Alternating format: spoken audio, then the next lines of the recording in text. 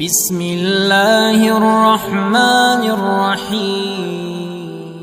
السلام علیکم ورحمۃ اللہ وبرکاتہ۔ حضرت سہل بن سعد رضی اللہ تعالیٰ عنہ سے روایت ہے، انہوں نے فرمایا ہم لوگ رسول اللہ صلی اللہ علیہ وسلم کے ہمراہ ذوالحلیفہ کے مقام پر تھے۔ اچانک آپ کو راستے میں ایک مری ہوئی بکری نظر آئی، وہ مر کر پھول گئی تھی اور اس کی ٹانگ اوپر اٹھی ہوئی تھی۔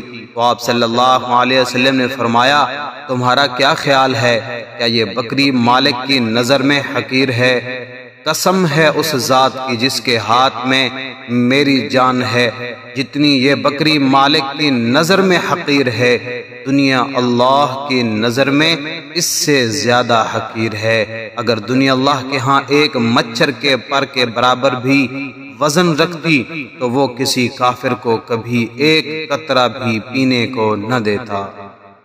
اللہ کے ہاں اصل اہمیت انسان کے اعمال کی ہے۔ دنیا کے اسباب اگر نیکی کے کام میں استعمال کیے جائیں تو وہ انسان کے لیے مفید ہیں، ورنہ مال و دولت یا جاہ و حشمت کی اللہ کے ہاں کوئی اہمیت نہیں ہے۔